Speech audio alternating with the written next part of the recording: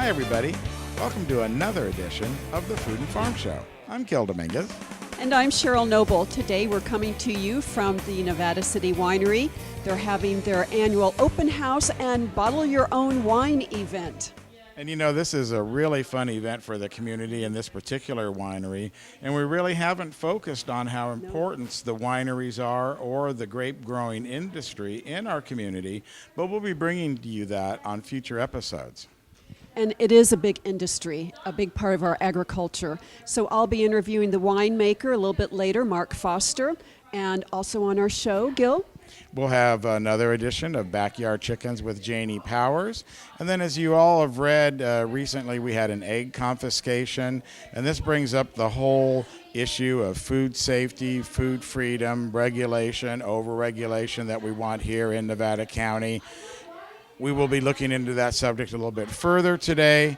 And then also, it's going to be part 2 of the composting workshop over at the Master Gardeners that we recorded, and how important that is for you to be able to make compost at home and then fold that organic material into your soil so you too can have great veggies. Remember, you can watch us every Monday evening at 6:30 p.m. on Comcast Channel 11 and Sunlink 16 and Auburn ACTV Channel 20. You can also watch us 24/7 on our YouTube channel, which is the Food and Farm Show. So here we go. Another big show for you on tap here at the Food and Farm Show. When we come back, we'll meet Mark Foster from the Nevada City Winery. You're watching the Food and Farm Show right here on the Touchdown Productions Network.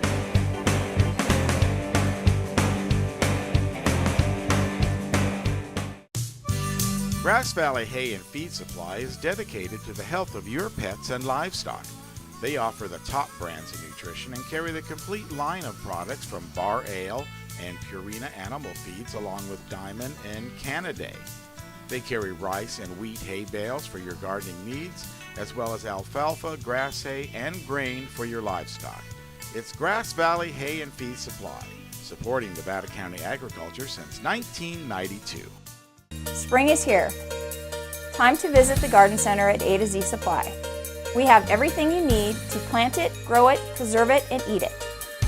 With a master gardener and full-time beekeepers on staff, the Garden Center carries a wide selection of organic plants, along with people and pet-friendly products. And don't forget our weekly workshops at the Garden Center at A to Z Supply.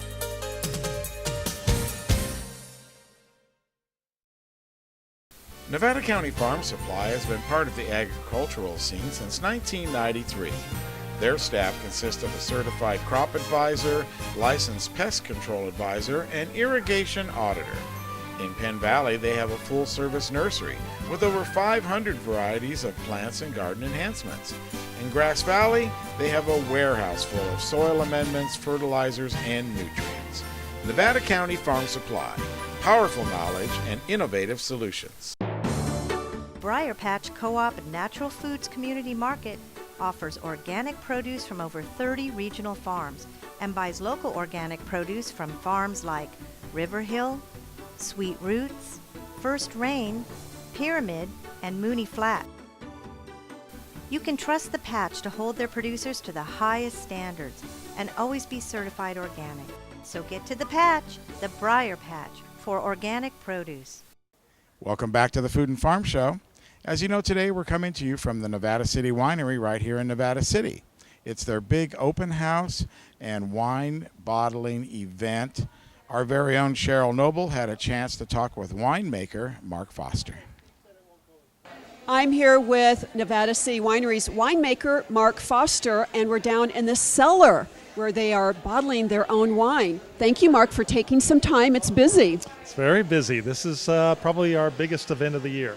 It's popular. Very popular, yeah. We'll talk about the bottling a little bit later. I want to talk a little bit first about the history of Nevada City Winery. Oh, yeah. We're the the first winery in Nevada County in the modern era. And we were started in 1980, so we're about 34 years old now. Wow. One of the oldest businesses in the county. And we first started the winery to prove that the grapes up here are worthy of anywhere in the country. And I think over the last 10, 15 years, we've found out what varieties work here. We've experimented and played, a lot of playing, which is the fun part. And we've found out which grape varieties are just killer. Right. And we've now started reproducing those in other vineyards. And we've won 3 or 4 Best of Californias at the state fair. Right. You just won 4 more awards. Yes, yeah. We just, Pacific Rim, we just won Best of Class and quite a few others. Oh, nice. So the grapes up here are definitely proving themselves out. Yes. And the vineyard is local too, so you grow and bottle everything right here. Yep. So originally, 100% of the grapes that we made our wines from came from this county. And we fixed the vineyards, put the right varieties in, put the right clones in. And then over the years, the owners of the vineyards said, "Oh, our grapes are killer. These are wonderful. We're starting our own winery." Oh, no. So now we have 18 wineries, and probably 15 of them used to be my vineyards. Oh, great. So we're like sharks. We have to keep moving and hunting new grapes and new varieties, and that's what keeps us on the cutting edge, I think. How long have you been with this winery? So I'm the 3rd winemaker for the winery, and I started in 1992. And you came from the Napa area before? Well, actually went to Davis and then worked for Smothers Brothers in Santa Cruz. And then I worked for a winery called Chalone up in the pinnacles above the Salinas Valley. And then Madronia down in Placerville. And then my wife got to pick where we lived the next time, and she picked Nevada County. Good choice. It turned out to be a great choice. Well, you've done a lot of great things with this. What have been some of the most recent changes or developments? Is that a new variety or? Yeah, I think what we've discovered here is the Italian grapes as of late. So the Dolcettos, the Barberas. Our Barbera was Best of California. And one of them is being bottled here today, right? An Italian. Yeah, the Dolcetto. We're experimenting, letting the public find out what Dolcetto tastes like before we make our big lot of it. Yeah. Great. Well, then let's talk about the bottling and down here. What can people experience and take away with the bottle your own wine? Well, they get to see exactly what's involved in putting a wine together in the finish. We show them how we blend, what we blend, how we blend it. Then they get to taste it. They get to fill they taste first, then they decide what they want. They get to fill it with the fillers, do their own corking, capsules, labels. They get to sign the labels. Oh, customize it. Oh, they customize it. It's great for birthday presents and Christmas. And hostess gifts. Exactly. So it's turned out to be very, very successful. We'll go through 4 barrels of wine, which is 100 cases, in 2 days. So Great. And how many different varieties can they bottle? Are you offering? we usually offer 2 varieties, and we make them just for this event. So when this event's over, if there's anything left, it's gone.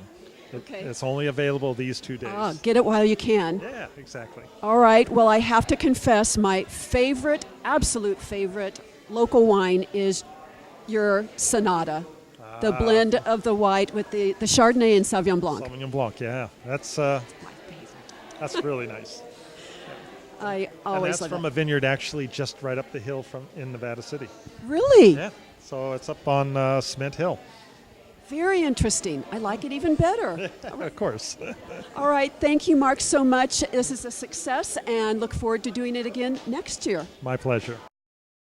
You may have heard about the recent egg raid at California Organics, and that situation raises a lot of questions about food freedom and our food rights, and perhaps even overregulation. Gil Dominguez looks into that issue. It started right here at the egg section of California Organics when the state of California came to Nevada County and confiscated locally grown eggs.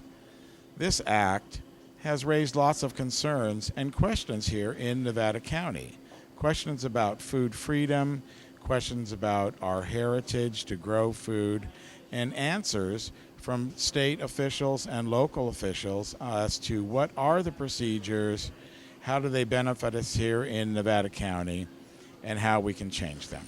With us right now is Chris Kyser, President of California Organics. Chris, thank you for taking the time to talk with the Food and Farm Show about the recent developments here. Let's start with how all of this came down that day here at your store. About the eggs. And first of all, thank you for taking on this issue. It's very important.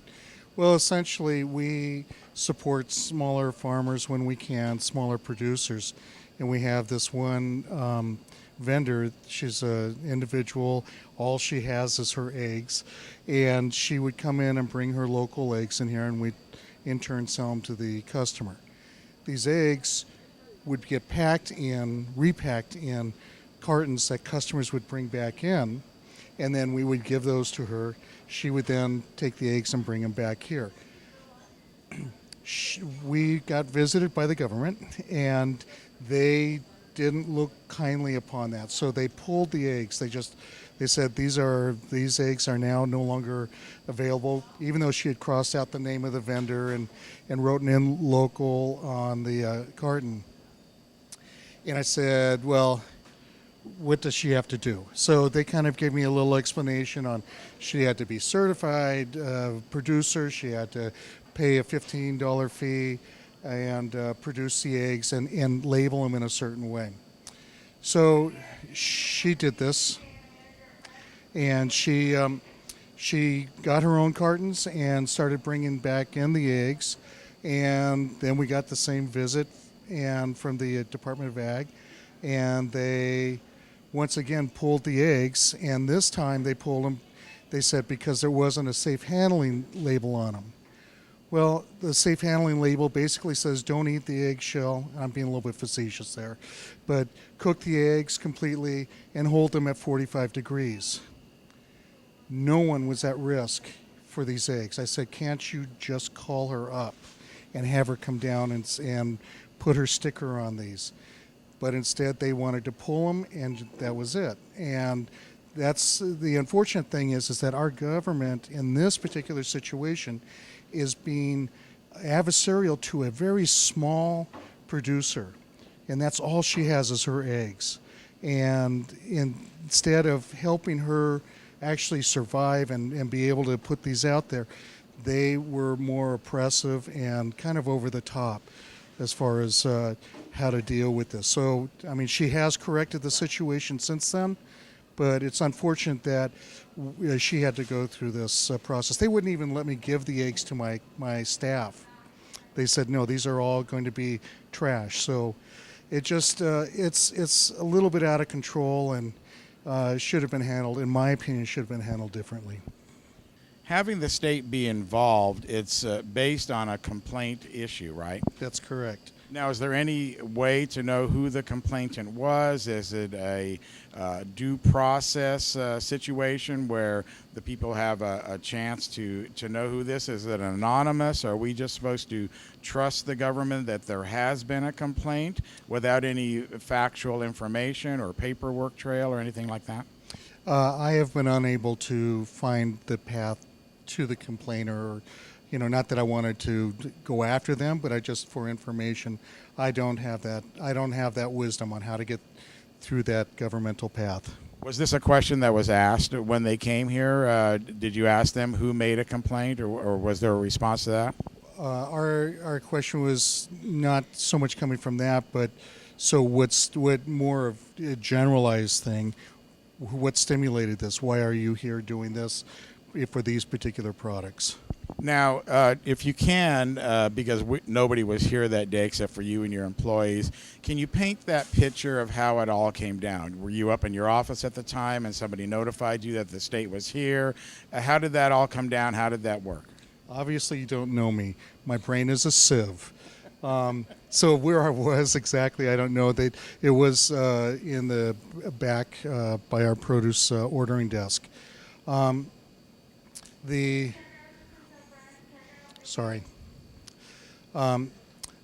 The actual process of them notifying us or any of that, it was not, there was no notification other than they're down at the bottom of the stairwell with a basket full of eggs.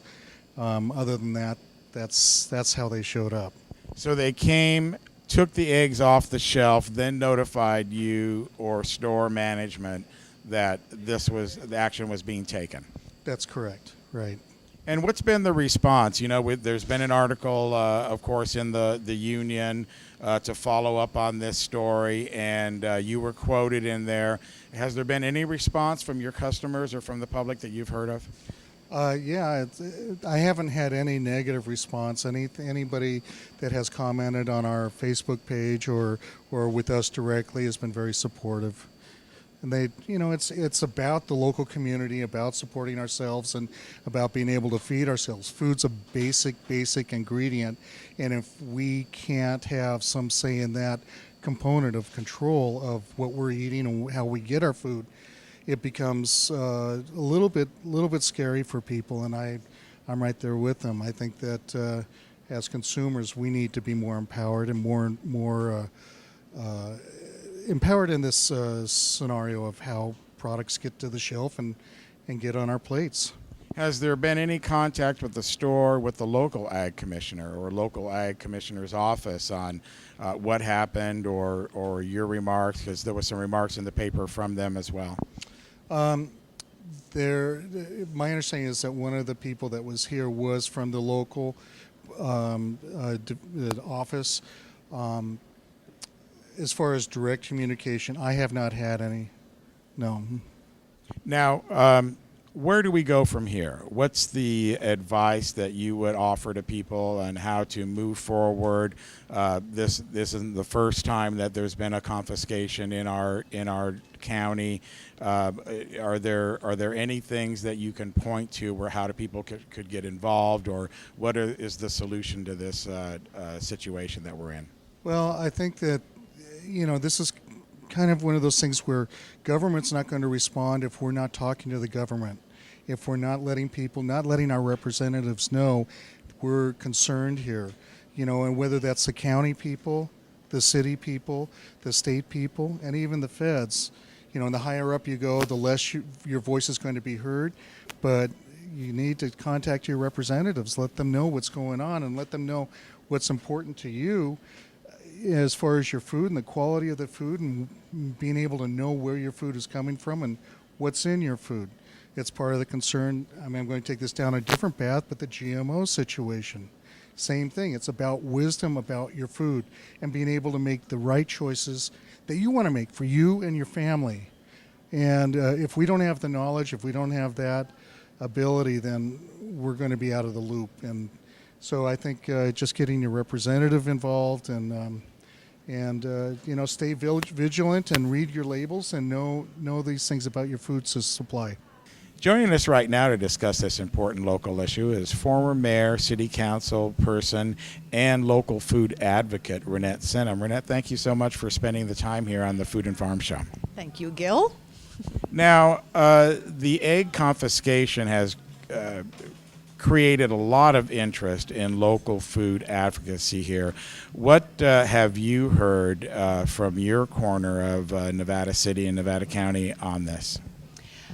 Well, I would say it's probably more heavy on the outrage or anger side, but there are some folks who are local food advocates who are saying, well, this is actually fair. We do need to abide by certain regulation and labeling and so on. But I think I would say majority of the people feel that there is definitely a government overreach on this one.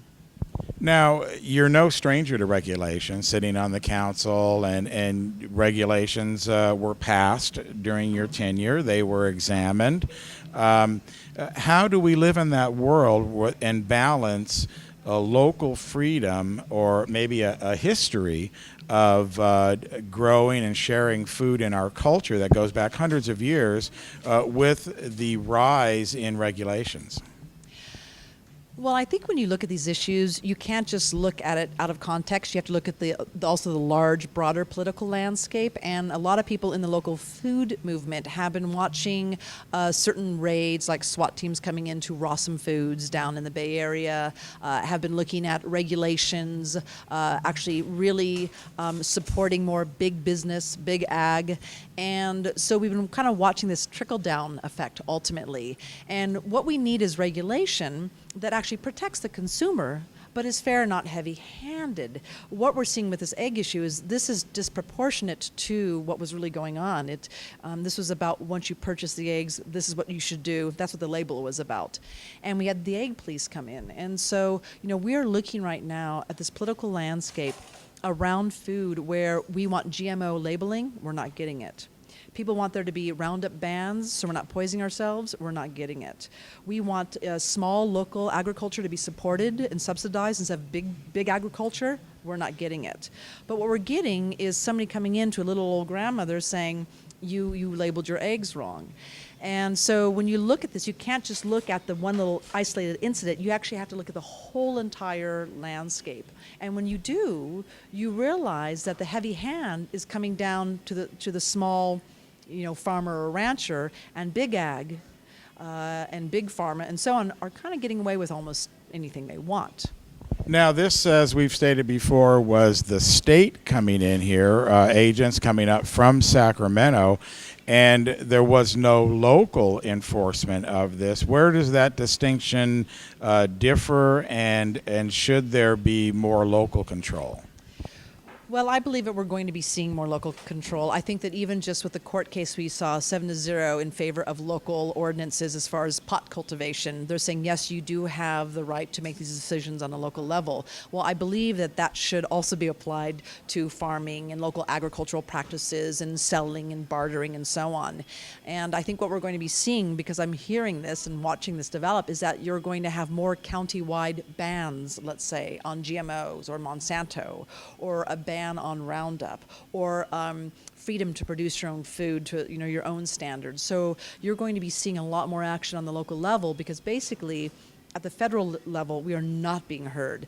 Even at the state level, we're not really being heard very much. So you're going to see people down here in our community actually jumping in and doing something about it. So that's an interesting spin, because I know that there was a certain majority of, not majority, but there was a certain segment of the population that was not happy with the fact that the local medicine shops were going to not be allowed. It was going to be given to the county level. But you're saying that could also be turned around and used to our favor in terms of food freedom and other issues. If it's not, then we've got a double standard on our hands, and it better be applied across the board. And see, this is what the discrepancy is we're not seeing those rules and regulations being applied across the board. They're being applied to the small guy, but they're not being applied to the big guys. And so even with the pot cultivation ordinance, to me it is a backdoor to getting what the county wanted. I don't really felt like it was really upright, but it has to be applied now. It has to be applied to everything. And this is going to be very interesting in the next year or two. Are we going to be able to have that same standard applied to all forms of agriculture, not just pot cultivation? Have you had any conversation yourself with anybody in the Ag Commission that's local, or any person of in that area? Not on this specific issue. I have had conversations with people who have had conversations with certain ag representatives locally, and most of them are just saying, look, we're doing our job, and they are. And this is nothing against them personally. It's really more of a systemic issue, and I think that there's a bit of confusion because people really didn't know what was the issue around the whole egg confiscation. And ultimately, what we found out was they came in because there was not a safe handling label that said, okay, once you purchase these eggs, they need to be refrigerated or they need to be cooked at a certain level. This is not about unhealthy eggs that you're purchasing. This is about once you purchase them. And so I think that the county is going to have to really start looking at these regulations and saying, look, is this hurting the little guy? Is this really fair and a balanced playing field, or are we really being more oppressive towards the local food freedom, act or movement? And I think that the county level and the city level, we're going to have to really be looking at all this with a real fine-tooth comb. Well, even the safe handling sticker is only the word of the producer that these acts have actually been carried out, whether they kept them in the refrigerator for immediately when they came out of the nest or anything like that. So you're really only going on their word. Whether they actually do it or not is kind of immaterial. No, it is. Again, I just see it as an excuse to oppress the local guys. I do hear people say, well, look, it's just a little old lady, and really, how much of a threat is she going to be to the system? Well, you have to understand, though, there's hundreds, now thousands of people who are raising their own chickens, who are producing their own eggs, who are starting their own cottage industries, who are becoming farmers and wanting to barter. So it's not just a couple few people. This is a movement. And from what I can see, those who are in power are really trying to oppress, quiet, and even send out a chill on those who are trying to be sustainable and just provide the basics for themselves. And I have to ask, where is our government's role in all this? Why aren't they actually smoothing out a pathway for us to produce our own food and to be healthy and to have actual food options? Why are they reducing all of these options and really pretty much forcing us into a cattle chute where we have very little choice? Well, it seems to me that there's a common sense aspect that may be missing. Common sense has been null and void for quite some time, I think, in large government. Now, if memory serves me correctly, you were on the council when the chicken ordinance was being discussed. And my recollection from that is that many of the council members seemed not informed even on different chicken breeds or what it was or things like that. So it made the passage of that or discussion of that, things got confused in that role. I think that the whole food movement is still being learned by the masses and even our public officials. I mean, really, in the last couple of years is the first time they're really starting to understand it and embrace it. And it's really been an education process now for quite a few years. So there's a learning curve involved. And I think that the city council members are more educated now than they were originally. But I think there's still a lot of myths out there and misunderstandings. Now, that rule was passed by the council. That's right. There's a limit to how many chickens. When you go in, you have to get a permit. Then you do get charged a fee. There are certain limitations where the coops can be and so on. There's some things I didn't like about this regulation. I didn't like that there was a fee attached to it. And in all honesty, because of that fee, a lot of people aren't registering their chickens because they don't want to pay the $50. And like the other rules that we're talking about here, what that does, whether it's a milk rule, whether it's the egg rule, rules like that turn ordinary citizens then into lawbreakers or criminals. That's exactly right. It's ironic that you're just trying to grow your own food, create your own subsistence, and in order to do so, you have to become an outlaw. There's something wrong with that, and I think we really need to start looking at that because everyone eats food. This affects everybody, and our options are disappearing, and we need to have a real serious conversation around it. So at this point where we're at here today, what would be the next step for people to get involved? What would you encourage the citizens that are and viewers that are watching this right now today? What's the next step for them to if they want to change this, or if you're for regulations, how would you keep these imposed? I would start with, if you're not familiar with the food scene in this country, to start educating yourself. For instance, there's an incredible documentary called Farmageddon. That's a great place to start. I would also really look at who are the heads of, let's say, the USDA, the FDA, the EPA, and see where do they come from. Many of them are like Monsanto's or big ag attorneys and so on, who are now in these powerful positions of agencies. I would look at that. And then once you've educated yourself, I would look at the political landscape across the nation and see how is that trickle down happening? Where are those tentacles landing in our backyard? And then go out there and actually speak with and educate your own elected officials and representatives at the local level, state level, and even the federal level, and start educating them. There's also marches out there. For instance, Monsanto, there's a march May 25th in Sacramento, March Against Monsanto, that's forcing these GMOs on us, and the country is crying out against Monsanto, and our government's not hearing us. So really showing up in numbers in marches is actually really important because there's power in numbers. And so you've got options there. Hi everybody, my name is Janey Powers, and I'm here with Percy Brahma of my soon-to-be famous rooster, and we're here just to talk a little bit about backyard chickens. And this segment we're going to be talking about the right chicken for you, so stay tuned. Since 2009, Creative Coops has been committed to helping people live a more sustainable lifestyle. Their chicken coops are made right here in Grass Valley. Their innovative design allows for easy expansion for 3, 6, or 10 chickens. Creative Coops keeps your chickens safe from predators, are well ventilated, with spacious nesting boxes, making backyard chickens fun for the whole family. It's Creative Coops, bringing backyard chickens to your home. Anything Green Hydroponics is your source for hydrosystems, grow lights, and soils. Anything Green offers a complete range of organic nutrients as well as fungicides, miticides, and predatory bugs. Anything Green Hydroponics has just received this year's soil. Get your totes, pallets, or individual bags. Stay tuned for future workshops. It's all at Anything Green Hydroponics. Grass Valley Hay and Feed Supply is dedicated to the health of your pets and livestock. They offer the top brands of nutrition and carry the complete line of products from Bar Ale and Purina animal feeds along with Diamond and Canaday. They carry rice and wheat hay bales for your gardening needs, as well as alfalfa, grass hay, and grain for your livestock. It's Grass Valley Hay and Feed Supply, supporting Nevada County agriculture since 1992. Spring is here.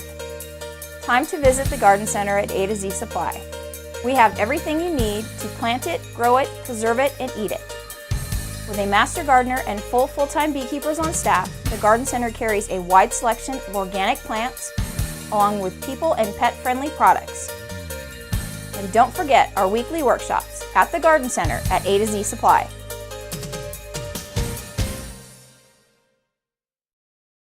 Time for another segment of Backyard Chickens with Janey Powers. So, to keep it clean, you want to make sure that you frequently clean your feeders and your waterers. You want to scrape the manure from the perches. Remove dust and cobwebs from the walls and corners. So again, keep it simple so there's not so many places for the dust to attract itself to. And in the spring, you can do your major cleanup. So the rest of the year, if you keep after it a little bit every week and you've done everything right, you do not have to do major cleanups every week or every month or whatever. You can only do it once a year. And that's when you can remove the old litter. And what you can do with it, it's great for your compost. You can put it out on your compost. And remember, chicken manure is hot. So you do not want to take chicken manure and put it directly into your garden or you will have fried plants. But you want to put it into your compost bin and add some of your green waste and some of your brown waste, and that will start cooking. If it's got enough moisture, the temperature will really shoot up. Sometimes it shoots up too much, and so sometimes you have to cool it down with a little bit of water. You want to keep your compost bin at about 100 degrees. And let me tell you, chicken manure can raise it up really fast to about 150. So, but it makes great compost when it's done. Then when you're through, you can wipe down your walls and so forth with a little bleach solution, 2 tablespoons of bleach to a gallon of water. Put in your fresh litter and you're all set for another year. Now, furnishings. It's just like furniture.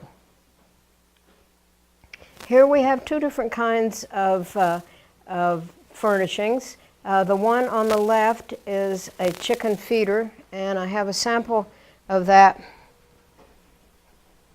right here. And this one is designed so that it can hang or you can set it on something. You never put your chicken feeder or your waterers directly on the floor. It's too low. The girls will make a mess of it. You want to set it up like you see here. And the distance from the floor to where your feeder is depends on the size of your chickens. So if you've got your big girls, you want it up about 12 inches. You want it to where they can reach it, but you don't want them in there digging into it like this, which presents a little bit of a problem if you've decided that you're going to have 4 big girls and 1 little banty girl or 2. Then you might have to make a little wooden block so she can hop up on it to get to the feed. This one is made so you can adjust the amount of feed that comes out.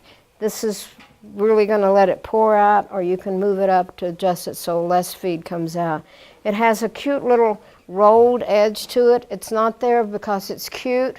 This is to keep the chickens from what is known as billing, where they take the feed and they go like that. They still do it anyway, so what my husband and I did, we put a big plastic tub that comes out about this far from the feeder, so any food that comes out goes in the tub, and then we take it and we pour it back in. You can get 2 different tops. You want to get a top for your feeder. The tops come separately, so don't think that you'll get the top later on. Get the top when you get your feeder, because if you don't, I can guarantee you that one day you will come out and there will be a chicken inside the feeder. Why? Because it's there. This is a different kind of top. This is a good top if you're going to keep your feeder on the ground like that. If you're going to hang it, then what you do, you don't have this top. You put this like this. Then your chain that the feeder's hanging from hangs from this. This wiggles back and forth, so when the chicken decides to jump up on it, she falls off. And then when you want to add feed, you just slide this up the chain, and I put a little S-hook on the chain, so I slide it up, put it over the S-hook, and then I can add feed to it. So there's your feeder, and to the right is the chicken water. I have one up there. The chicken waters come in 2 different kinds. There's the plastic one. Jan, you want to show that red one right there? This is your plastic one. And this is how it works, is this comes off. It's got a little gasket in here so that it has a tight seal. It has a little cap here, which you do not want to lose, this little cap. So when you're filling it, you move the cap down, you put it over the hole at the bottom, you fill the waterer up with water, you seal it up. You seal it up tight, because otherwise it will not create a seal and all the water will run out onto your floor. And then you have a mess. So the plastic one is good. It's lightweight. The advantage to the plastic one is that you can see how much water is in the waterer, so you know when to change it. The one at the end, Jan, you want to show that one? This is a metal one. I didn't think that I liked the metal ones. I thought they were kind of ugly. I thought the plastic ones were cuter. But here's what I learned. With the plastic ones, remember, it has a gasket in it. Well, after a few years, the gaskets start to wear out, and then your waterer starts to leak. You can buy new gaskets and put in, but somehow it just seems like a certain point in the life of this waterer, they just want to leak, and then there's not much you can do about them. The metal ones, they're not as sexy looking. You can't tell how much water is in them unless you come over and pick it up. So it's easy to forget that you need to put water in it, and all of a sudden the chickens are going around going blah, blah, blah, blah. That's because you forgot to check to see if there was water. So this one you need to pay a little bit more of attention to, but really over the years you'll find that it's going to be more reliable for you. And a little bit of a disadvantage with the plastic one is that if you have it out someplace where the sun shines on your water, say you decide to put your water out in your chicken yard, because you think, well, if it leaks, it's going to leak in the chicken yard, it's not going to leak in the chicken house. If sun gets on it, the algae will grow in your waterer. Then you're cleaning your waterer out. So anyway, that's what you have. You can go to any of the feed stores. Ridge Feed, I always recommend, because they're our local group, and they'll really take good care of you. And also, they give me all this clean stuff, so I don't have to wash out my waterers and bring them in. So again, here is the feeder that I was telling you about that's hanging from the chain with the lid that kind of goes back and forth. Here's another thing to consider for your chicken house, is a fan. It is going to be hot in the summer, And remember, you're going to have your vent holes at the top of your chicken house, one on either side, so you can get cross ventilation. But still, it's going to be really hot. And chickens don't like heat. They don't like cold either. They want it just right. So what we have in our chicken house, we have a fan that hangs from that, and it has a thermostat so that when the temperature gets to a certain point, the fan comes on automatically, and when it starts to cool off in the evening, the fan goes off. Now, the advantage to that is, well, first of all, you're going to be paying for this thermostat. But if you don't have it, then you're going to be sitting up at the house and, oops, that's 90 degrees down there. I better hop down and turn on the fan in the chicken house. And then about 2 o'clock in the morning, you're going to wake up with a start and say, forgot to turn the fan off in the chicken house. So it's good to have these thermostats.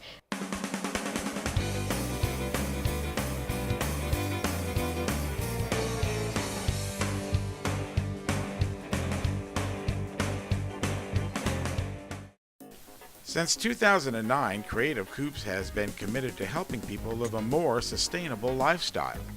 Their chicken coops are made right here in Grass Valley. Their innovative design allows for easy expansion for 3, 6, or 10 chickens. Creative Coops keeps your chickens safe from predators, are well ventilated, with spacious nesting boxes, making backyard chickens fun for the whole family.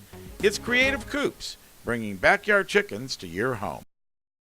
Nevada County Farm Supply has been part of the agricultural scene since 1993.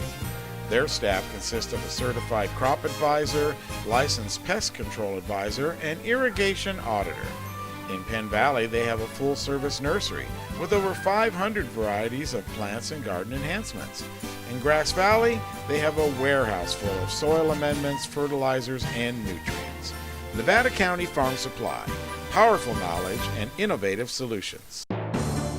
Briar Patch Co-op Natural Foods Community Market offers organic produce from over 30 regional farms and buys local organic produce from farms like River Hill, Sweet Roots, First Rain, Pyramid, and Mooney Flat. You can trust the Patch to hold their producers to the highest standards and always be certified organic. So get to the Patch, the Briar Patch, for organic produce. Anything Green Hydroponics is your source for hydro systems, grow lights, and soils. Anything Green offers a complete range of organic nutrients as well as fungicides, miticides, and predatory bugs. Anything Green Hydroponics has just received this year's soil. Get your totes, pallets, or individual bags. Stay tuned for future workshops. It's all at Anything Green Hydroponics. Welcome back. As you know, it takes great soil to make great grapes, and composting is very important for that to happen. Join us now as we go to part 2 of the Master Gardener's Composting Workshop.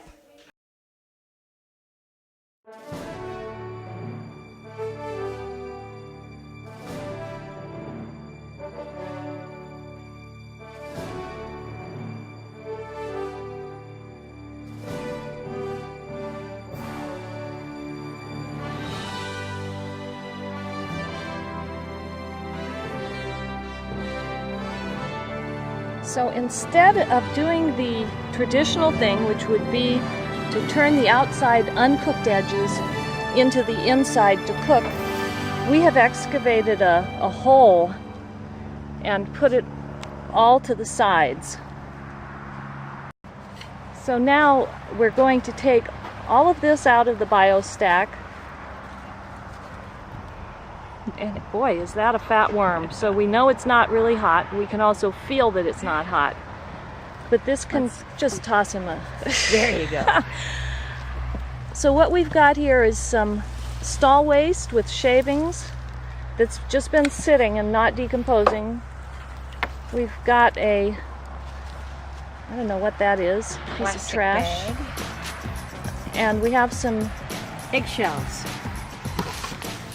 and NID grass trimmings.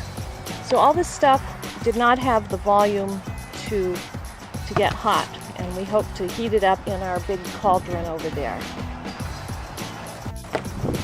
Okay, so this was clumped up grass clippings. So it was no air in there, so we want to break that up when we toss it in. Too clumpy. But we want to just fill this up as much as we can, and our goal is to let it sit and see how well it heats up. Well, what have we added here, Peggy?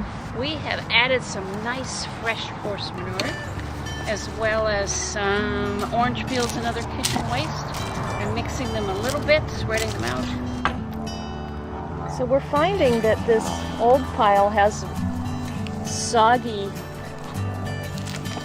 grass clippings. So too much wet, not enough volume. I'm glad it's too wet because importing bottled water is, look at that chunko. What is that? Okay, what did you find here? In this green bag, we found a fork.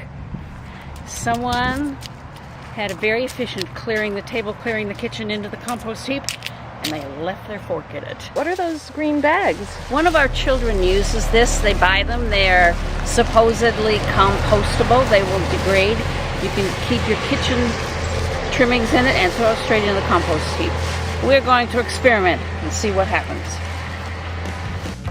Mary has been digging the contents of this bin out, and we're down to the last couple inches, and we have here some roots. These trees that we're under are really happy that we're making this compost for them, and they're growing up into our compost bin. Oh, yes. Pen as well. So your slow compost process that takes a year or two to generate this stuff that doesn't look bad. But there's hardly any of it. And it's all down at the bottom, and the trees have beat us to it. Their roots are coming right up into this bin, using up all of the nutrients in that compost. This is as high as we could get given our raw materials. Now we're putting a layer of browns.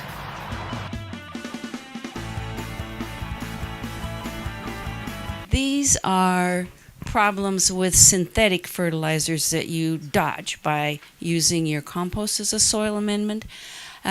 Misuse of the synthetic fertilizer can give you a runoff of nitrates. We read about this all the time when you get these problems in waterways because the oxygen content of the waterways is reduced when the water runs off something that has been over-fertilized. It's very tempting to think if a little bit of this is good, a lot must be really good. But that's not true. And people very often over-fertilize. Read the back of the box. Do what they tell you. This is a bad sequelae of putting too much. The synthetic fertilizers have no organic materials in it. There are benefits as just having organics there in addition to all of these things. Some synthetic fertilizers have been analyzed to contain stuff we don't want. Arsenic, mercury, lead, chromium, cadmium, and some of them, because of the way they are manufactured, have dioxin in them. So you don't get this with your compost. You're dodging all these bad effects. So that is why you want to use compost to add back to your soil all the good nutrients and avoid possible addition of things that have been found in other synthetics.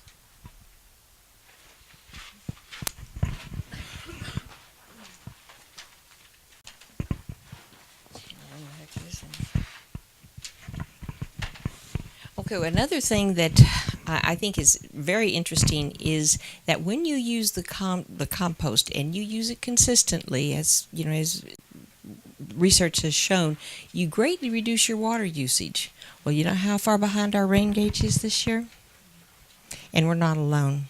And we're not alone in the world about this. Water's become an increasingly more important resource, perhaps even more valuable than oil at some point. However, what this does is help the soil not only maintain the water, but use the nutrients a little bit better. So this is a very valuable aspect of the compost. The compost also has physical improvements to your soil. If you add compost to the top of the soil and let it sit there. Should we get heavy rains, it will reduce the amount of erosion. It prevents the rain from hitting the soil hard and washing it away. If you dig it into your soil, it will absorb the water. Compost can absorb, I think, 90% of its weight in water. So it will absorb the water and let it be released more slowly. So it's both a plus. When you've got a lot of rain, it prevents erosion. When you don't have a lot of rain, it stores your water for you. Thank you. Okay, composting is just really fun to do. You know, you're out there raking all those leaves, maybe not. Maybe you could be doing something else. Maybe you could just leave them. And that's what you walk out in the forest, and that's what happens. So to some extent, we're trying to save you some time to do some fun stuff. But to another point, I think most of you are here because you consider yourselves custodian of our world, and I think that's our responsibility. And this is what you're doing. You're returning what was meant to be in a productive manner. And so we're just applauding your professionalism in being responsible. And it's just fun to think that you have all this stuff that starts off like this, and then it becomes like this, which the soil recognizes, values, and uses very well. And our final benefit from the compost heap, which you will notice when we all walk down there and check its temperature, is that it gives off heat. And so if you're really enterprising, you can use this heat. People in the Master Gardeners have used the compost pile to help heat a greenhouse. You can put your seedling flats on top of it and use it for bottom heat when you're trying to get things to sprout. You can put your worm composting bin on top of it and keep those worms comfy and warm. And finally, Mary, we don't have a slide of it. Yeah, well, she's trying to bring it up. Mary's Oh. the most creative one. Mary's cat lives on top of her compost heap. Her cat or dog? Yeah. Does her dog lives on top of this thing? Oh, cat. Okay, I'm sorry. Got it, wrong one. The cat's so happy it won't even come in the house now. That's a doggy eating. That's not the right one. Okay, this is the temperature gauge then. This is what they're talking about. I think the cat wishes to remain anonymous.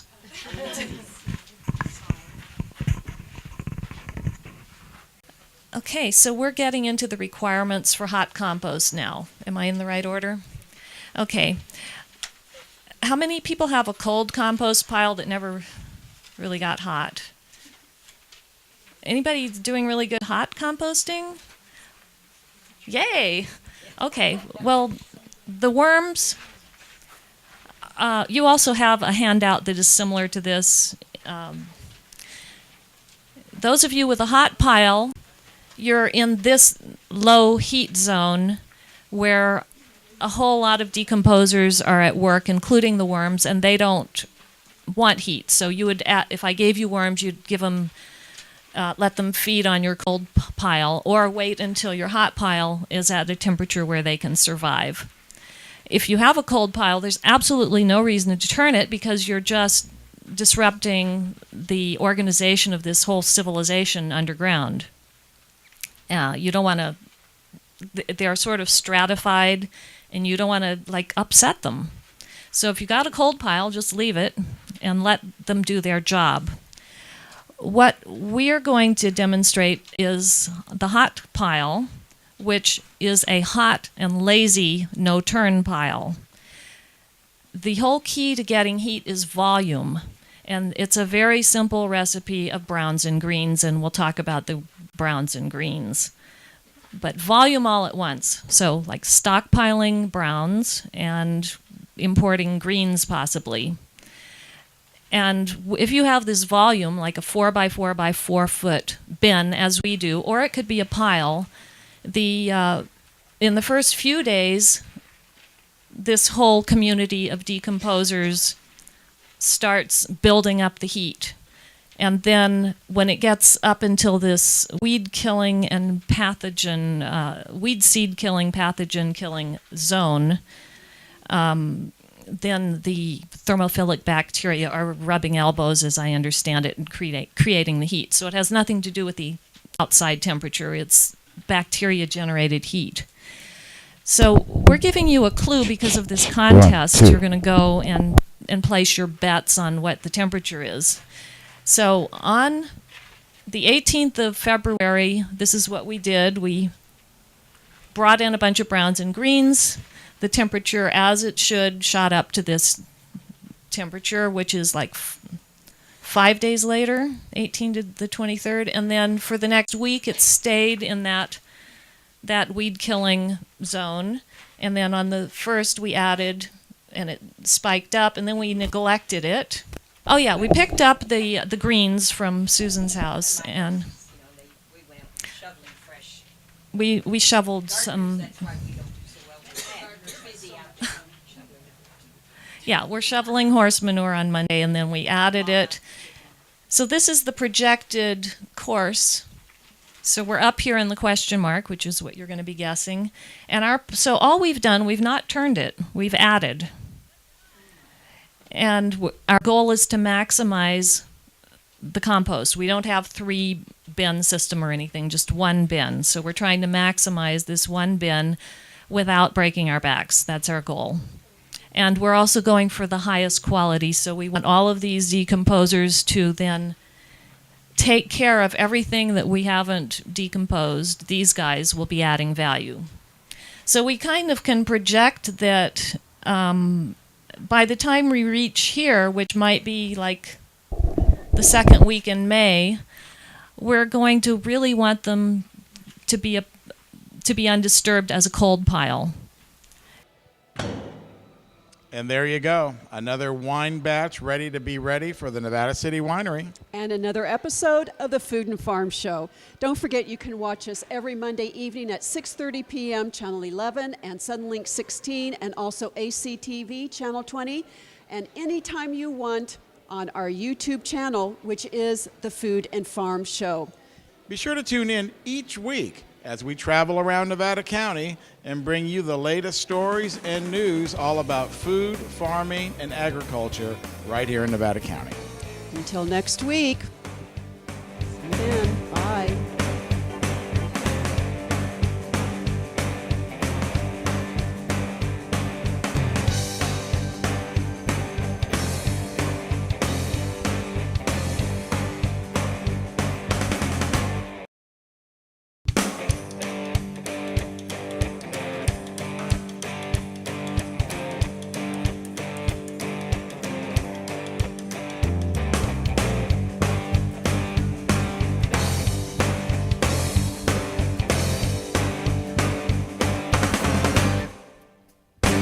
Be sure to join us each week right here on NCTV Channel 11 at 6:30 to 7:30, and of course on our YouTube channel, The Food and Farm Show.